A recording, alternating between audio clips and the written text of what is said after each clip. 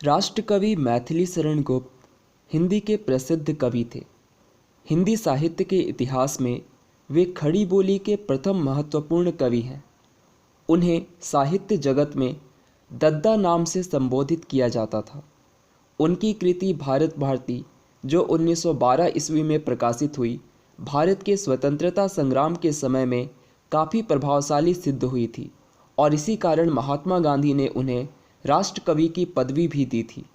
उनकी जयंती 3 अगस्त को हर वर्ष कवि दिवस के रूप में मनाया जाता है। सन 1954 में भारत सरकार ने उन्हें पद्म विभूषण से सम्मानित किया।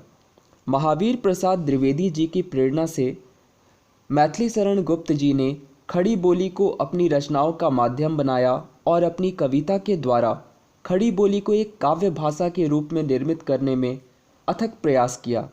इस तरह ब्रज भाषा जैसी समृद्ध काव्य भाषा को छोड़कर समय और संदर्भों के अनुकूल होने के कारण नए कवियों ने इसे ही अपनी काव्य अभिव्यक्ति का माध्यम बनाया।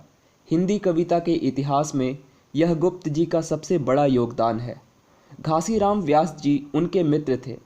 पवित्रता, नैतिकता और परंपरागत मानवीय संबंधों की रक्षा गुप्त जी के काव्य के प्रथम गुण हैं, जो पंचवटी से लेकर जयद्रथ वध, यशोधरा और साकेत तक में प्रतिष्ठित एवं प्रतिफलित हुए हैं। साकेत उनकी रचना का सर्वोच्च शिखर है।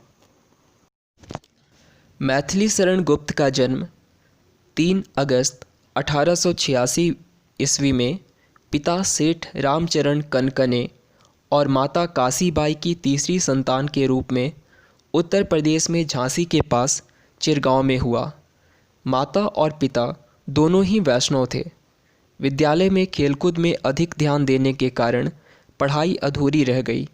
रामस्वरूप शास्त्री, दुर्गादत्त पंत आदि ने उन्हें विद्यालय में पढ़ाया। घर में ही हिंदी, बंगला, संस्कृत साहित्य का अध्ययन किया। मुंशी अजमेरी जी ने उनका मार्गदर्शन किया। 12 वर्ष की अवस्था में ब्रजभाषा में कनकलता नाम से कविता रचना आरंभ किया। आचार्य महावीर प्रसाद द्विवेदी के संपर्क में भी आए। उनकी कविताएं खड़ी बोली में मासिक सरस्वती में प्रकाशित होना प्रारंभ हो गई।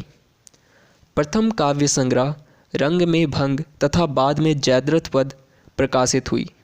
उन्होंने बंगाली के काव्य ग्रंथ मेघनाथ वध, ब्रंजांगना का अनुवाद भी किया।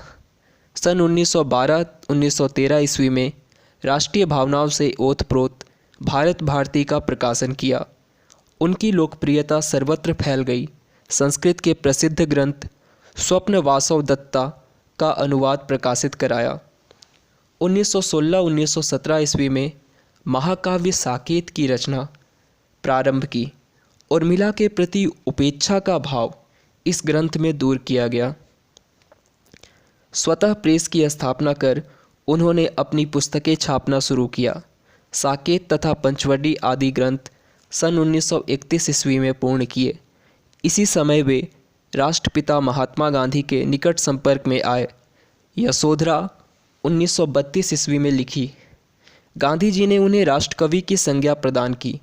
16 अप्रैल 1941 को वे व्यक्तिगत सत्याग्रह में भाग लेने के कारण गिरफ्तार कर लिए गए। पहले उन्हें झांसी और फिर आगरा जेल ले जाया गया। आरोप सिद्ध न होने के कारण उन्हें 7 महीने बाद छोड़ दिया गया।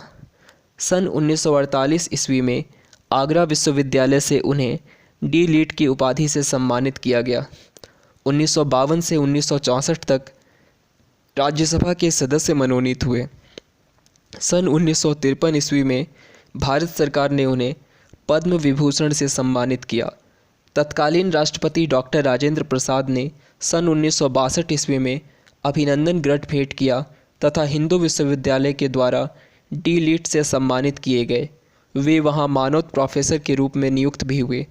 1954 ईस्वी में साहित्य एवं शिक्षा क्षेत्र में पद्म भूषण से सम्मानित किया गया।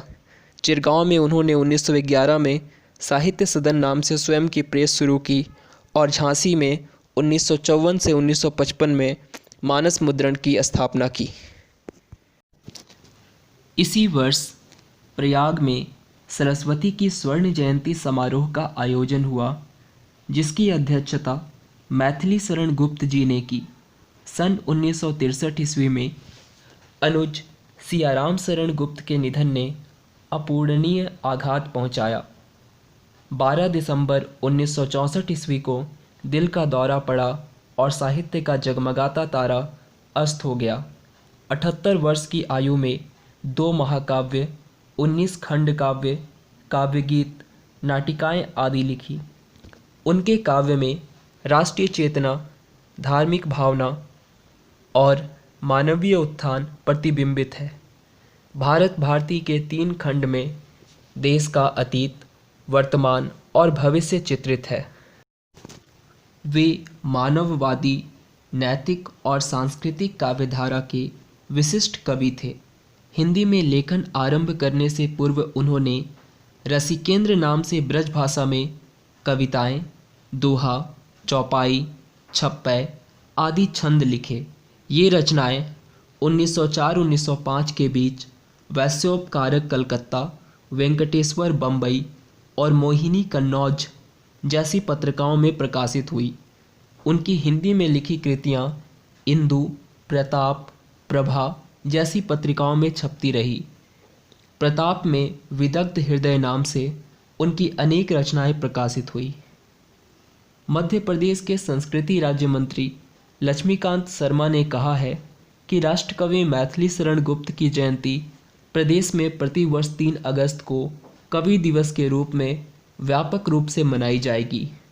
यह निर्णय राज्य शासन ने लिया है। युवा पीढ़ी भारतीय साहित्य के स्वर्णिम इतिहास से भली भांति वाकिफ हो सके, इस उद्देश्य से संस्कृति विभाग द्वारा प्रदेश में भारतीय कवियों पर केंद्रित करते हुए अनेक आयोजन किया जाएगा। मैथिली शरण गुप्त ने 2 महाकाव्यों की रचना की है, जिनके नाम हैं साकेत और यशोधरा। खंड काव्य के रूप में हमें उनकी कृतियों में जयद्रथ वध, भारत भारती, पंचवटी, द्वापर, सिद्धराज, नहुस, अंजलि और अर्ध्य, अजीत, अर्जन और विसर्जन, काबा और करबला, किसान, कुणाल गीत, गुरु तेग बहादुर, गुरुकुल, जय भारत, युद्ध, झंकार, पृथ्वीपुत्र, वक्संहार, शकुंतला, विश्ववेदना, राजा प्रजा, विष्णुप्रिया, उर्मिला, लीला, प्रदक्षिणा दिवोदास, भूमि भाग इत्यादि प्राप्त होते हैं। मैथिली शरण गुप्त के नाटकों में रंग में भंग, राजा प्रजा, धन वैभव, विकट भट्ट, विरहिणी, वैतालिक शक्ति, सैरेंद्री, स्वदेश संगीत, हिडिंबा, हिंदू, चंद्रहास आदि प्रमुख हैं। मैथिली शरण गुप्त ग्रंथावली इनके मौलिक तथा अनूदित समग्र कृतियों का संकलन है, जो 12 खंडों में वाणी प्रकाशन नई दिल्ली से प्रकाशित हुआ है। इसका लेखन और संपादन डॉक्टर कृष्णदत्त पालीवाल ने किया है। यह 460 पृष्ठों में है और इसका मूल्य 9,000 रुपये है, जिसका प्रथम संस्करण 2008 ईस्वी में प्रकाशित हुआ था। इसके अतिरिक्त मैथिली शरण की फुटकर रचनाएं केसों की कथा, स्वर्ग सहोदर, ये दोनों मंगल घट मैथिली शरण गुप्त द्वारा लिखी गई पुस्तक में संग्रहित है। इनकी कुछ अनुदित रचनाएं भी है, जिसमें संस्कृत से स्वप्न वासव दत्ता, प्रतिमा, अभिषेक, अभिमारक, भास, गुप्त जी के नाटक, रत्नावली, हर्षवर्धन द्वारा जो लिखा गया था उसका अनुवाद इत्यादि है। बंगाली से इन्होंने मेघनाथ वध, विरहिणी व्रजांगना, माइकल मधुसूदन दत्त द्वारा जो लिखा गया था, प्लासी का युद्ध, नवीन चंद्र सेन द्वारा जो लिखा गया था उसका अनुवाद सम्मिलित है। इन्होंने उमर खयाम द्वारा लिखित रुबायत उमर खयाम का भी फारसी से हिंदी में अनुवाद किया है। इनकी कविताओं का संग्रह उच्छ्वास है और इनकी पत्रों का संग्रह पत्रावली है। गुप्त जी स्वभाव से ही लोक संग्रही कवि थे और अपने युग की समस्याओं के प्रति विशेष रूप से संवेदनशील रहे। उनका काव्य एक और वैष्णव भावना से परिपोषित था, तो साथ ही जागरण व सुधार युग की राष्ट्रीय नैतिक चेतना से अनुप्राणित भी था। लाला लाजपत राय, बाल गंगाधर तिलक, विपिन चंद्र पाल, गणेश शंकर विद्यार्थी और मदन मोहन मालवीय उनके आदर्श रहे। महात्मा गांधी के भारतीय राजनीतिक जीवन में आने से पूर्व ही गुप्त जी का युवा मन गरम दल और तत्कालीन क्रांतिकारी विचारधारा से प्रभावित हो चुका था। अनघ से पूर्व की रचनाओं में विशेषकर जयद्रथ वध और भारत भारती में कवि का क्रांतिकारी स्वर सुनाई पड़ता है। बाद में महात्मा गांधी, राजेंद्र प्रसाद और विनोबा भावे के संपर्क में आने के कारण वह गांधीवाद के व्यवहारिक पक्ष और सुधारवादी आंदोलनों के समर्थक बने। गुप्त जी के काव्य की प्रमुख विशेषताएं निम्नलिखित है। पहला, राष्ट्रीयता और गांधीवाद की प्रधानता। दूसरा, गौरवमय अतीत के इतिहास और भारतीय संस्कृति की महत्ता। तीसरा, पारिवारिक जीवन को भी यथोचित महत्ता। चौथा, नारी मात्र को विशेष महत्व। पांचवा, प्रबंध और मुक्तक दोनों में लेखन। छठवां, शब्द शक्तियों तथा अलंकारों के सक्षम प्रयोग के साथ मुहावरों का भी प्रयोग। और सातवां, पतिवियुक्ता नारी का वर्णन। मैथिली शरण गुप्त के जीवन में राष्ट्रीयता के भाव कूट कूट कर भर गए थे। इसी कारण उनकी सभी रचनाएं राष्ट्रीय विचारधारा से ओतप्रोत है। वे भारतीय संस्कृति एवं इतिहास के परम भक्त थे, परंतु अंधविश्वासों और थोथे आदर्शों में उनका विश्वास नहीं था। वे भारतीय संस्कृति की नवीनतम रूप की कामना करते थे। गुप्त जी के काव्य में राष्ट्रीयता और गांधीवाद की प्रधानता है। इसमें भारत के गौरवमय अतीत के इतिहास और भारतीय संस्कृति की महत्ता का ओजपूर्ण प्रतिपादन है। आपने अपने काव्य में पारिवारिक जीवन को भी यथोचित महत्ता प्रदान की है और नारी मात्र को विशेष महत्व प्रदान किया है। गुप्त जी ने प्रबंध काव्य तथा मुक्तक काव्य दोनों की रचना की। शब्द शक्तियों तथा अलंकारों के सक्षम प्रयोग के साथ मुहावरों का भी प्रयोग किया है। भारत भारती में देश की वर्तमान दुर्दशा पर शोक प्रकट करते हुए कवि ने देश के अतीत का अत्यंत गौरव और श्रद्धा के साथ गुणगान किया। भारत श्रेष्ठ था, है और सदैव रहेगा इन भाव पंक्तियों में गुंजायमान है। भूलोक का गौरव प्रकृति का पुण्य लीला स्थल कहाँ, फैला मनोहर गिरि हिमालय और गंगा जल कहाँ। संपूर्ण देशों से अधिक किस देश का उत्कर्ष है, उसका की जो ऋषि भूमि है वह कौन भारतवर्ष है। एक समुन्नत, सुगठित और सशक्त राष्ट्रीय नैतिकता से युक्त आदर्श समाज, मर्यादित एवं स्नेहसिक्त परिवार और उदात्त चरित्र वाले नर नारी के निर्माण की दिशा में उन्होंने प्राचीन आख्यानों को अपने काव्य का वर्ण विषय बनाकर उनके सभी पात्रों को एक नया अभिप्राय दिया है। जयद्रथ वध, साकेत, पंचवटी, सैरंध्री, बकसंहार, यशोधरा, द्वापर, नहुस, जय भारत, हिडिंबा, विष्णुप्रिया एवं रत्नावली आदि रचनाएं इसके उदाहरण हैं। दर्शन की जिज्ञासा आध्यात्मिक चिंतन से अभिन्न होकर भी भिन्न है।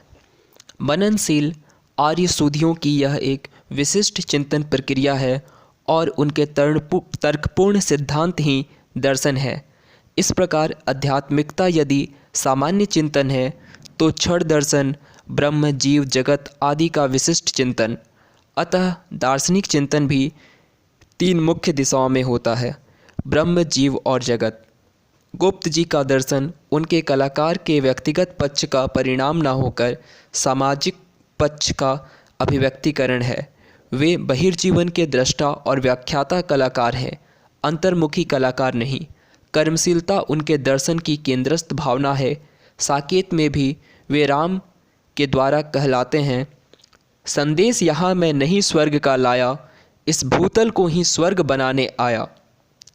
राम अपने कर्म के द्वारा इस पृथ्वी को ही स्वर्ग जैसी सुंदर बनाना चाहते हैं। राम के वनगमन के प्रसंग पर सबके व्याकुल होने पर भी राम शांत रहते हैं। इससे यह ज्ञात होता है कि मनुष्य जीवन में अनंत उपेक्षित प्रसंग निर्माण होते हैं, अतः उसके लिए खेद करना मूर्खता है। राम के जीवन में आने वाली सम तथा विषम परिस्थितियों के अनुकूल राम की मन स्थिति का सहज स्वाभाविक दिग्दर्शन करते हुए भी एक धीरोदात्त एवं आदर्श पुरुष के रूप में राम का चरित्रांकन गुप्त जी ने किया है। लक्ष्मण भी जीवन की प्रत्येक प्रतिक्रिया में लोकोपकार पर बल देते हैं। उनकी साधना शिवम की साधना है, अतः वे अत्यंत उदारता से कहते हैं, मैं मनुष्यता को सूरत्व की जननी भी कह सकता हूँ, किंतु पतित को पशु कहना भी कभी नहीं सह सकता हूँ। गुप्त जी के परिवार में वैष्णव भक्ति भाव प्रबल था। प्रतिदिन पूजा पाठ, भजन, गीता पढ़ना आदि सब होता था। यही कारण है कि गुप्त जी के जीवन में भी यह आध्यात्मिक संस्कार बीज के रूप में पड़े हुए थे, जो धीरे धीरे अंकुरित होकर राम भक्ति के रूप में वटवृक्ष हो गया। साकेत की भूमिका में निर्गुण परम ब्रह्म सगुण साकार के रूप में अवतरित होता है। आत्मश्रय प्राप्त कवि के लिए जीवन में ही मुक्ति मिल जाने से मृत्यु ना तो विभीषिका रह जाती है और ना उसे भय या शोक ही दे सकती है। गुप्त जी ने साकेत में राम के प्रति अपनी भक्ति भावना प्रकट की है। साकेत में मुख्य रूप से उनका प्रयोजन उर्मिला की व्यथा को चित्रित करना था, पर साथ ही में राम की भक्ति भावना के गुण गाने में पीछे नहीं हटे। साकेत में हम जिस रामचरित के दर्शन करते हैं उसमें आधुनिकता की छाप अवश्य है, किंतु उसकी आत्मा में राम के आदि दैविक रूप की ही झांकी है और साकेत की मूल प्रेरणा है।